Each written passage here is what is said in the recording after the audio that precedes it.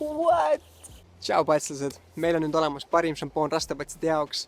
Mul on väga hea meel, et me oleme saanud sellega kättesaadavaks Eestis. Seda saab nüüd tellida minult 20 eurot pudel ja pakiautomaadiga saatmine on 3 eurot. Räägime lähemalt siis, mis teeb sellest parima šampooni rastapatsidele, miks ma kogu sellest tootevalikust valisin just selle edasi müügiks. Ja kuna igal asjal on plussid ja miinused, siis ma mainin ka midagi, mis võib olla nagu miinus.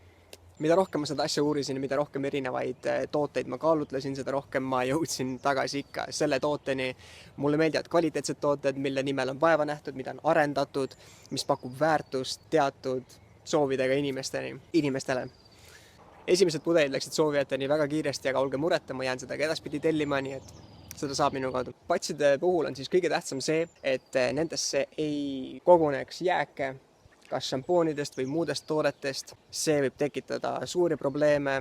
Kõige hullem case on siis hallitus. See võib kogu patsi kogemuse täielikult ära rikkuda. Selles šampoonis ei ole ei jääkaineid, balsamit ega ka suur hüüumärk seepi.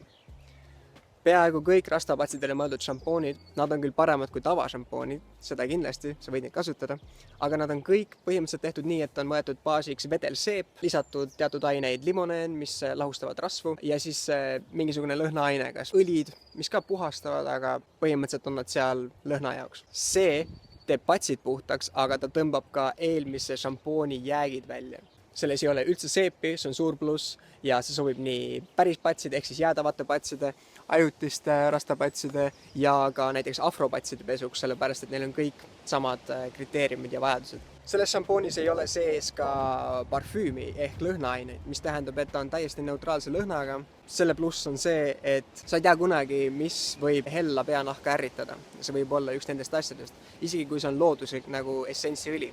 Ma saan aru, miks šampoon, mis lõhnab hästi piparmüüdi järgi, on atraktiivne, aga mida ma tahan toonitada, rõhutada ja selgeks teha, on see, et värskus tuleb puhtusest, mitte lõhnaainest. Seega sellega sa saad oma patsid puhtaks ja kui sa tahad mingisugust teatud lõhna, siis võta pihusti, täida see destilleeritud veega ja disaini enda lõhnakombinatsioon. Osta essentsiõlid, näiteks piparmündi, lavendli, mis iganes ja disaini endale soovitud lõhn, kui sa seda soovid. See on vaba ka erinevatest kahjulikest ainetest nagu SLS, parabeenid, naatriumkloriid. Ta ei vaja mingit kindlat veekaredust, et olla efektiivne nagu mõned teised tooted. Seda ei ole katsetatud loomade peal, ei ole loomseid saadusi, seal ei ole isegi palmiõli. Aga sellest ei piisa, et ma nimetan asju, mida seal ei ole. Mis seal siis on? Paljud oletavad, et kui toode on naturaalne, siis see on hea ja see sobib patsidele. See ei ole alati nii, sellepärast et ka orgaaniline möks võib jääda kinni patsidesse. See on see patside surm. Näiteks ei soovita ma patse värbida hennaga ka sellepärast, et see on taimemöks. Ma rääksin sellest värbimise videos ka, aga jah, põhimõtteliselt see võib olla siis üks miinus, et ta ei ole täiesti üdini old school looduslik toode, aga ta ei ole ka mingi räme keemia, nii et sa saad täpselt lugeda koostisosasid ja kirjeldusi dreadsuk.com lehelt. Link on siin samas video all. Siin on ühed minu tehtud patsid, kelle kandja katsutas Dreadsuki šampooni kohe algusest peale ja 3-4 kuu pärast esimese hoolduse ajal ma nägin tulemust, mis oli väga muljetavaldav. Seal ei olnud mitte mingisuguseid jääkaineid, seal ei olnud isegi nagu peanahka või higi, täiesti puhtad. Mingid luupid tekkisid nagu mõne juuksetüübiga ikka alguses, see on täiesti normaalne, me saime need täiesti korda, aga isegi ei olnud lahtseid karvu nii palju. Lihtsalt super, nad olid täpselt sellised, nagu ma tahan, et patsid oleksid. Selleks ajaks olin ma seda šampooni juba näinud, aga nüüd ma nägin sellist reaalset tulemust ja see oli väga veenev, nii et ma süvenesin asjasse rohkem. Mõned YouTube'i patslased, kes on ka valinud oma šampooniks Dreads UK, on näiteks Elise Bush, Marijuana, River Vlogs, Keep It Wheat, Psycara ja minu meelest ka Lazy Dreads kasutas seda, kuigi ta kasutas nii palju erinevaid, ta oli nagu katsetaja.